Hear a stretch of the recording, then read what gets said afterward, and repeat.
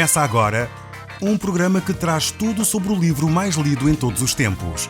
Apresentamos O Som do Livro.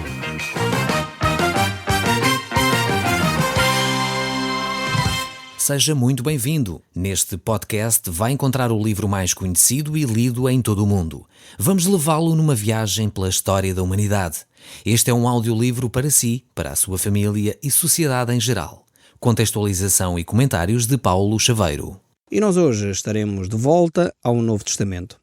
Iremos estar a iniciar o nosso estudo hoje na epístola que o apóstolo Paulo escreveu aos Filipenses. Hoje vamos falar acerca das circunstâncias, vamos falar acerca da introdução a esta carta fantástica que o apóstolo Paulo escreve e deixa para nós como largos ensinos acerca da vontade de Deus para nós. Iremos dar algumas informações importantes que nos irão situar no contexto e nos irão mostrar quais os pontos históricos e importantes para nós compreendermos as razões pelas quais o apóstolo Paulo deixa esta carta com as recomendações que ele deixou à igreja em Filipos. Vamos tentar perceber quem era esta igreja, quais as motivações que estavam por detrás, quem eram estas pessoas a quem o apóstolo Paulo deixa estas recomendações. E certamente vamos poder, a partir daí, dessa compreensão mais pormenorizada acerca de quem eram os crentes em Filipos, retirar as lições que são efetivamente para nós. Nós vamos então começar um pouco por entender que cidade era esta, cidade de Filipos. Esta cidade em Filipos originalmente era chamada de Sereníades. Era uma cidade onde havia muitas pequenas fontes e daí então este nome lhe ser atribuído. No ano 350 a.C., Filipos então é conquistada e é entregue em homenagem a Filipe, rei da Macedónia. O pai de Alexandria também é por isso entregue nessa altura. Cerca do ano 168 a.C., essa cidade passa a ser influenciada então pelo Império Romano. Quando esta província da Macedónia então é subjugada, naquela época começa a ser então influenciada pelo Império Romano, mas só no ano 42 a.C. ela torna-se efetivamente uma colónia romana. E nesse sentido, então, ela é tratada efetivamente como cidade romana. É conquistada ali em honra de António Octávio e assim o Império Romano começa a sua influência muito mais marcada nesta cidade de Filipos.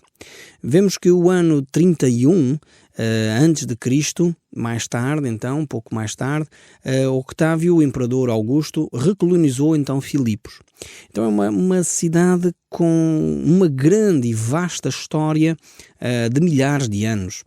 Aqui temos então agora, sim, uma colónia romana, com tudo aquilo que podemos dizer que é propriedade de uma cidade romana.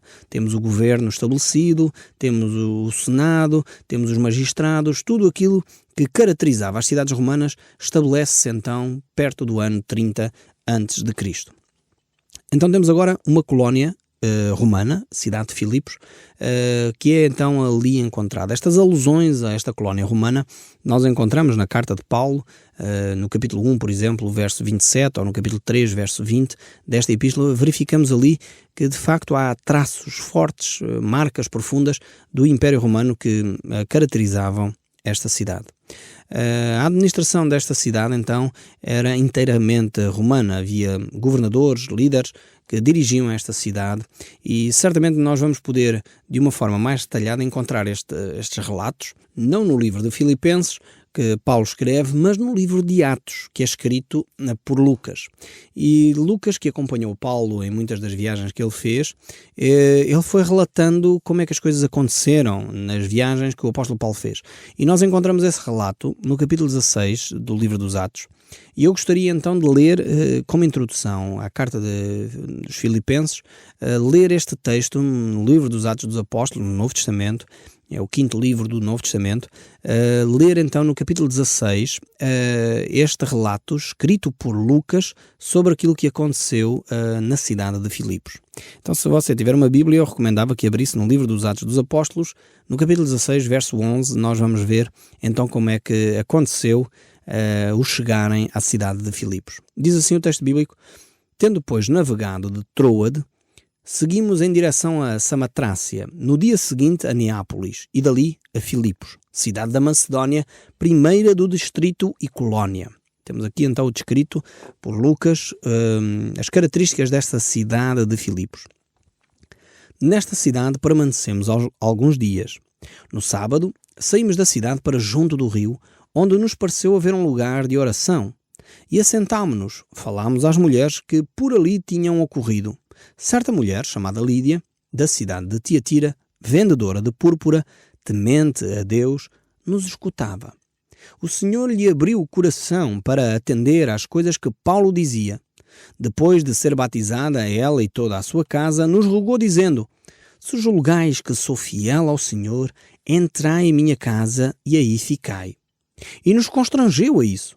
Aconteceu que, indo nós para um lugar de oração, nos saiu ao encontro uma jovem possessa de espírito adivinhador, o qual adivinhava, dando grande lucro aos seus senhores.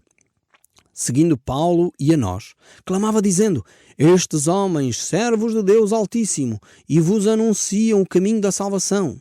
Isto se repetia por vários dias. Gostaria de fazer aqui uma pausa, só para fazer um pequeno comentário. Não sei se reparou que aqui encontramos uma mulher possessa de vários espíritos, mas que tinha um espírito de adivinhação. A primeira coisa que eu gostaria de dizer é que é possível, de facto, haver algumas pessoas que preveem o futuro e que até dizem coisas acertadas, mas que não provêm de Deus.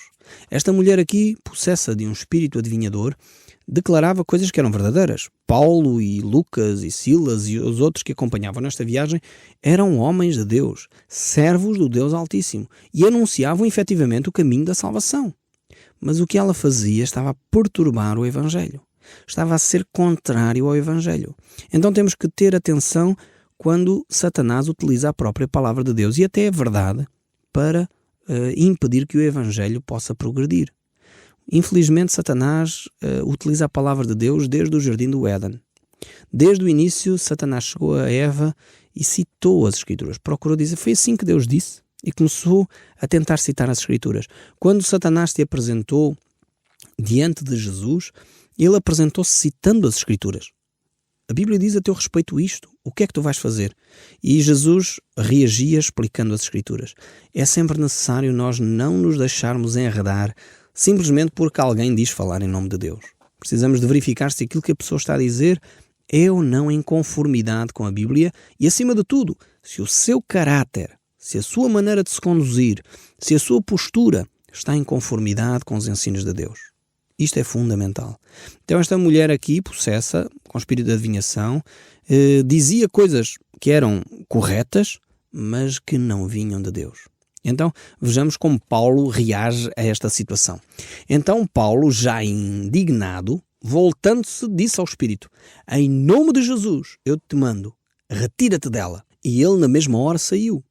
Vendo os seus senhores que se desfizeram à esperança do lucro, agarrando em Paulo e Silas, os arrastaram para a praça à presença das autoridades e, levando-os aos pretores, disseram: estes homens, sendo judeus, perturbam a nossa cidade, propagando os costumes que não podemos receber nem praticar porque somos romanos. Mais uma pausazinha aqui no texto bíblico. Vejamos como de facto as pessoas que estão ao serviço de Satanás funcionam.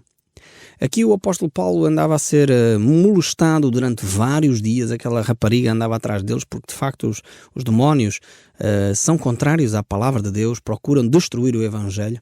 Quando o apóstolo Paulo, com autoridade, em nome de Jesus Cristo, repreende aquele espírito maligno e ele sai da moça, os seus senhores, ao verem que estavam a perder dinheiro, então reagem com um aspecto, a gente fica, realmente estes são os cidadãos romanos muito preocupados com a sua cidadania, porque estavam ali, pois somos romanos, não podemos aceitar estas coisas, com grandes ideias intelectuais.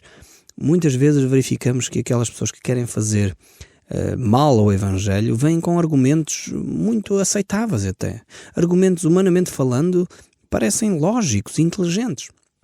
Por isso levaram Paulo às autoridades e as autoridades efetivamente reagiram condenando Paulo e Silas de uma coisa que eles não estavam a fazer mal algum. Ensinar às pessoas a palavra de Deus é mal. Realmente, só Satanás para colocar no coração das pessoas esta atitude, esta instigação para prejudicar o Evangelho. Muitas vezes verificamos isso. Uma das pessoas que telefonou por causa do nosso programa, ela dizia a certa altura que não concordava que a Bíblia fosse ensinada porque isso iria confundir as pessoas. Veja você. Se é verdade que a Bíblia confunde, significa que as pessoas provavelmente estão num caminho errado, porque a palavra de Deus é luz. A palavra de Deus aponta ao caminho. A palavra de Deus ilumina o coração. A palavra de Deus traz conhecimento, traz uma nova perspectiva de vida, traz uma preocupação pelos necessitados, traz uma atitude favorável até aos inimigos, traz uma palavra de Deus, traz amor e esperança. No entanto, um dos ouvintes do nosso programa estava preocupado e telefonou-nos querendo, sugerir para nós pararmos o programa que falava da palavra de Deus, exatamente que a preocupação dele é que as pessoas iriam ficar baralhadas e confundidas. Eu, sinceramente, nunca vi ninguém ficar baralhado e confundido por ter conhecimento. Uma pessoa que é esclarecida, que tem a oportunidade de ter conhecimento, de ser iluminada, não fica baralhada nem confundida. Antes, pelo contrário, quem vive em trevas, em superstição, quem vive realmente no obscurantismo, aí sim, quando ouve outra coisa diferente, fica baralhado e confundido. Quem é iluminado, tem conhecimento, não tem que recear o ser confrontado. Não tem que recear o ouvir outras opiniões. Mas deve sim respeitar as opiniões e ao mesmo tempo confirmar ou não se aquilo que ele acredita é de acordo ou não com a palavra de Deus. Mas vejamos que este argumento está aqui. Estes homens levam Paulo e Silas às autoridades, supostamente preocupados com a sua cidadania romana.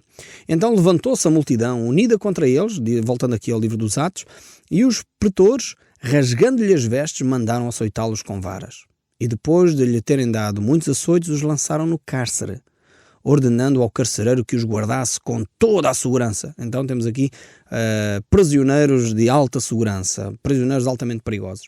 Figuras públicas, número 1, a serem procuradas pela polícia.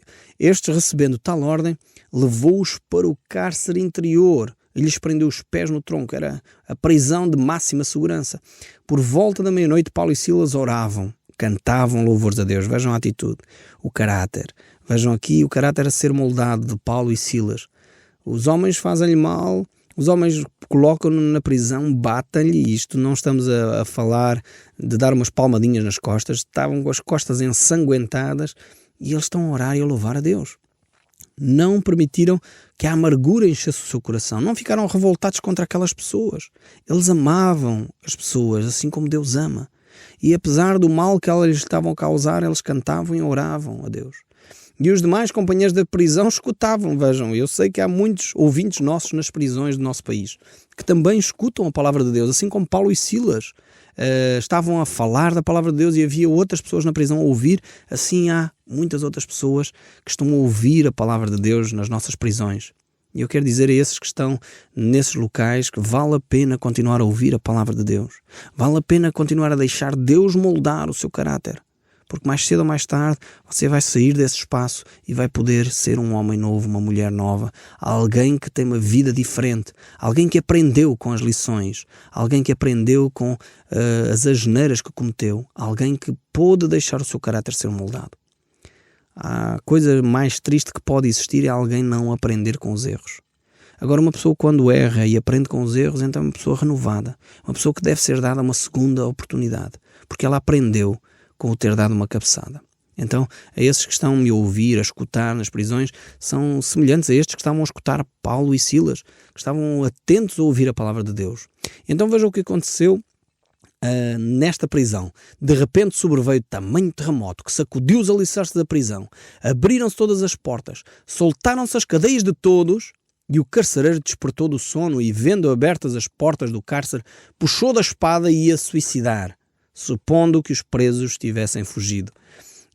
Eu espero que aqueles ouvintes que me estão a escutar, se acontecer uma coisa semelhante, tenham a atitude destes que estavam com Paulo. Vejam o que aconteceu. O carcereiro ia-se já suicidar. Se calhar algumas pessoas diziam, é assim mesmo, vamos que eles morram. Mas não, Paulo amava as pessoas, ele amava este carcereiro que lhe tinha feito mal. Ele diz, mas Paulo bradou em alta voz, não te faças mal algum, estamos todos aqui. Vejam o caráter também já daqueles presos que estavam com Paulo. Tanto escutaram a voz de Deus, através de Paulo, que o seu caráter foi mudado. A primeira oportunidade que eles tinham de fugir, já não fugiram.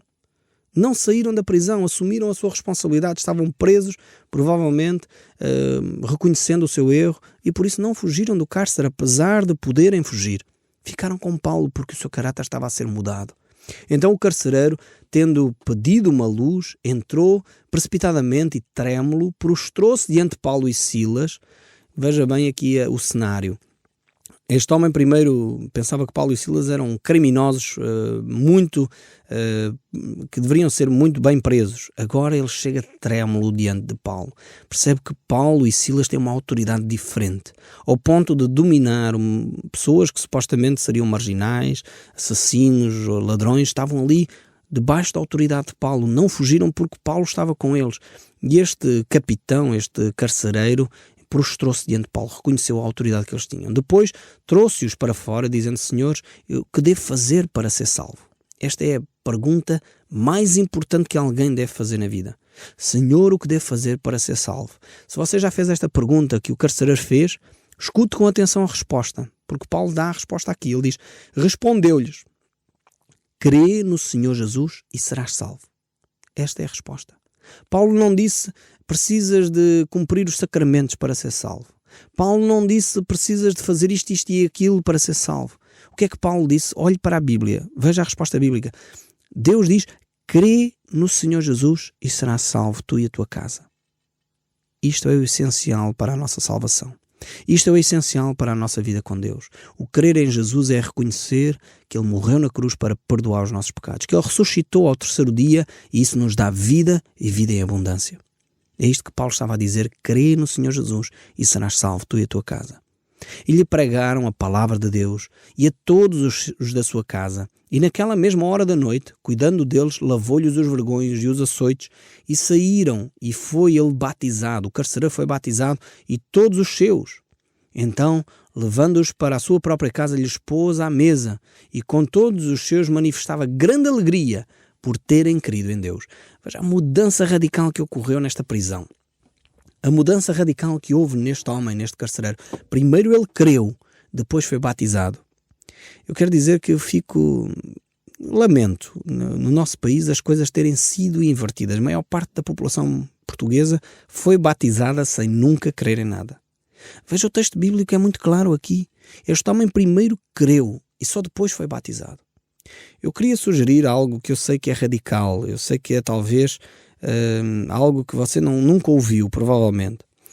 Se você foi batizado sem crer, ou seja, foi os seus pais que o levaram em pequeno à igreja para ser batizado, e você nem soube bem o que era aquilo, eu recomendo, se você aceitou Jesus hoje, se você aceitou Jesus já com consciência, creu, como diz aqui o texto bíblico, creu no Senhor Jesus Cristo e confessou o seu pecado a Jesus, agora eu pedia que você fosse a uma comunidade próxima da sua casa, à sua igreja, e pedisse para ser batizado.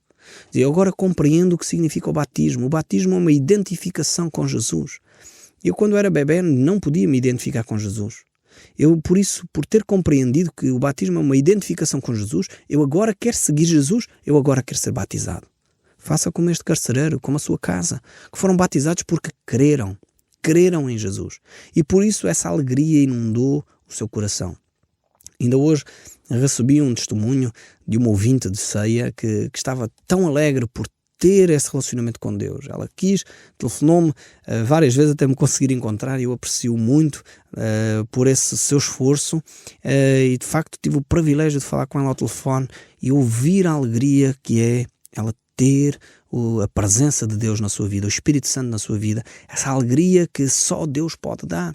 Não há religião nenhuma no mundo que dê. Não há igreja no mundo nenhuma que possa dar. Só o Espírito Santo de Deus pode fazer isso na sua vida. Foi o que aconteceu a este carcereiro. E assim começou esta igreja em Filipos. Nós estamos a fazer a introdução da carta aos Filipenses. Assim encontramos Paulo, preso em Filipos. Leva o evangelho a este carcereiro, leva o evangelho àquela mulher vendedora de púrpura. Ela está ali e ele começa a falar do evangelho, liberta as pessoas dos espíritos demoníacos, da opressão de Satanás sobre aquela cidade, e a economia da cidade reage, porque aqueles senhores estavam a ver o seu lucro a ser perdido, e então há uma reação das autoridades, prendem Paulo, e Paulo, em vez de ficar amargurado, prega o Evangelho. Milhares, ou centenas, não milhares, mas centenas de outras pessoas chegam aos pés de Jesus, e assim começa a igreja em Filipos. O apóstolo Paulo então vai escrever esta carta, provavelmente de Roma, quando ele está preso em Roma, para dar algumas recomendações à igreja que está em Filipos, que nasceu fruto desta situação que nós acabamos de ler no livro dos Atos, no capítulo 16. E é neste contexto então que a igreja cresce, nasce, se edifica, fortalece. O apóstolo Paulo fica ali algum tempo e então ele continua a sua viagem missionária, e depois, mais tarde, alguns anos mais tarde, ele é preso em Jerusalém, e ele apela para César, para que César avaliasse a sua situação, porque o Senhor Jesus, quando lhe apareceu na estrada de Damasco, tinha-lhe dito que ele seria testemunha diante das autoridades. Então ele faz um apelo a César para relatar a sua situação, para que César fosse ele a julgar. Ele, como cidadão romano, tem esse direito, porque Paulo era cidadão romano, e nós não lemos mais o livro dos Atos, mas as pessoas na cidade, em Filipos, quando descobriram que Paulo era romano, ficaram atemorizadíssimas, porque naquela época ser cidadão romano era assim um status muito importante, e eles ficaram aterrorizados com o facto de Paulo ser cidadão romano. E ele lá, quando está preso em Roma, é nessa circunstância provavelmente que ele escreve a carta então à igreja em Filipos. Há algumas ideias que ele poderá ter escrito de outra localidade, quando esteve, por exemplo, preso em Cesareia, porque ele claramente estava preso, isso é claro nesta carta de Filipos. Alguns argumentam que eventualmente não fosse em Roma, fosse em Cesareia, mas não há, de facto, muitos dados que possam comprovar este aspecto, ainda que relativamente a Roma há, de facto, mais indicadores. Então temos esta carta fantástica que nós vamos procurar ler detalhadamente no próximo programa. Eu gostaria só de terminar o nosso programa dando aqui um pequeno cheirinho do que esta carta nos desafia a fazer. E começa assim, vou só ler e no próximo programa iremos comentar. Paulo e Timóteo, servos de Jesus Cristo, a todos os santos em Cristo Jesus, inclusive a bispos e diáconos que vivem em Filipos, graça e paz a vós outros, da parte de Deus nosso Pai e do Senhor Jesus Cristo. Dou graças a meu Deus por tudo o que recordo de vós, fazendo sempre com alegria súplicas por todos vós, em todas as minhas orações, pela vossa cooperação no Evangelho, desde o primeiro dia até agora. Estou plenamente certo de que aquele que começou a boa obra em vós há de completá-la até ao dia de Cristo. Com estas palavras, eu gostaria de estimular cada um de vocês a continuar também na obra de Deus. E faço destas palavras do apóstolo Paulo as minhas próprias palavras, pois continuamos aqui com a equipa da Rádio Transmundial a orar por cada um de vós. O Som do Livro, uma produção da Rádio Transmundial de Portugal.